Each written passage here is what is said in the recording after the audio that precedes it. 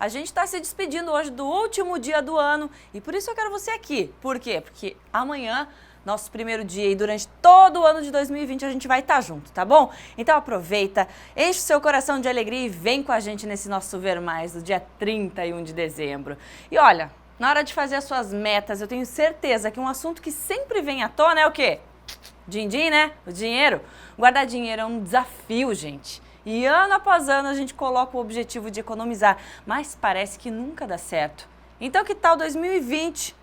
Pelo menos a gente pensar que pode ser diferente, né? Vamos tentar? Nós convidamos o consultor de finanças para nos dar dicas do que fazer, assim, colocar em prática, para que no próximo ano a gente tenha mais prosperidade. Seja bem-vindo, Eduardo Lara, tudo bem? Tudo bem, bom aqui estar de volta, tendo o privilégio aí de encerrar o ano. E dividir um pouquinho do conhecimento, né, Eduardo, para que a gente consiga, de fato, guardar um dinheirinho, sofrer menos por ele, na verdade, sim, né? Sim, a gente até teve algumas participações aqui ao longo do ano, né? A gente poderia até recapitular o que seria interessante a gente colocar em prática, não só para ter mais prosperidade ao longo de 2020, mas para toda a vida, né? Mas é o que eu falo, a gente traz o conteúdo para as pessoas e aí eu tento aproveitar e tento executar também alguns na minha vida, tá, gente? Então essa é a ideia, que as pessoas possam fazer em casa. E uma das coisas que a gente vê mais acontecendo ultimamente é o tempo. A gente não sabe mais gerenciar o nosso tempo. A gente perde tempo com coisas tolas, com coisas fúteis que não vão agregar em nada. Sim. Como é que a gente faz para gerir esse tempo e para que realmente ele seja produtivo? Ótimo. Bom, a primeira coisa é procurar utilizar uma agenda, seja ela de papel ou aplicativo no celular. Só é importante que, escolhido um dos meios, que ele seja o único a ser utilizado para a gente poder realmente lembrar de uma única coisa a ser conferida, né? Para aquilo que a gente faz rotineiramente, a gente pode ter um checklist, onde a gente anota tudo que precisa ser feito ou todo dia, ou semanalmente, ou assim por diante.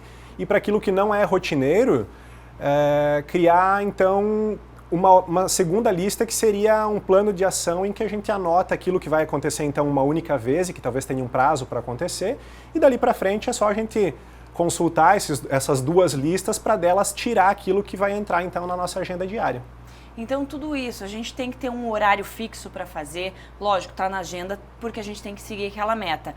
O que acontece se a gente não tem essa agenda, Eduardo? O que você vê na prática, as pessoas assim, tendo várias coisas para fazer, mas sem um rumo, um norte para seguir? Sim, não utilizando a agenda, que seja feita pelo menos uma lista então daquilo que você já sabe que precisa fazer no seu dia.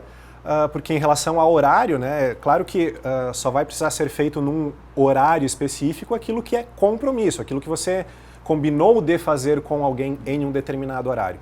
Demais tarefas que surgem, que não são então compromissos, a gente pode colocar numa lista que não precisa ser criada já na ordem em que a gente vai executar, mas que depois a gente pode numerar por ordem então de prioridade. O que acontece com quem não sabe não tem uma boa gestão do tempo?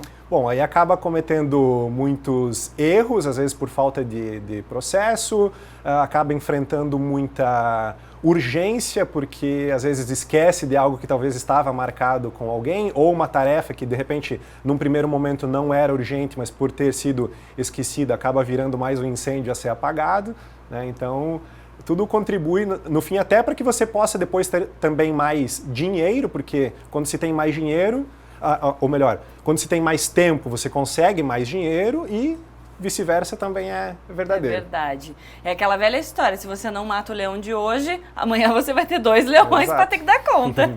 E dinheiro, como é que a gente faz para de fato, eu sei que eu tenho um monte de conta para pagar, eu sei que vão vir mais contas a serem pagas, né?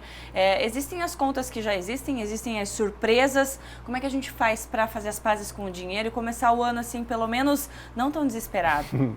Bom, a primeira coisa, ter um controle de tudo que entra e de tudo que sai, né? A gente precisa ter clareza do que a gente ganha e de quanto a gente gasta. Se não tiver facilidade com planilha, com informática para fazer esse controle, que seja um controle no papel. Você precisa ter essa clareza. E olhando para aquilo que você ganha e aquilo que você gasta, procurar reduzir principalmente os grandes gastos para que sobre então para os investimentos. Certo, então aquela história de reduzir no cafezinho, em coisinha pequena, não é o que vai ter impacto. Não, vai ser Eu tenho que provavelmente pensar o quê? impacto. Mudar o carro? O carro é normalmente um dos vilões do orçamento, assim como a moradia, né? Porque como são os gastos maiores, eles acabam puxando para cima as demais despesas.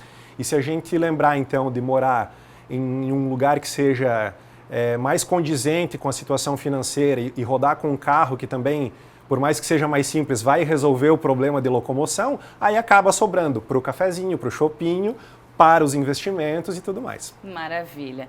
Volta 2020 aqui para dar dicas para a gente continuar o ano cuidando bem do nosso tempo e do nosso dinheiro, tá bom? Tá bom. Ótimo 2020 para você, querido. Para todo mundo.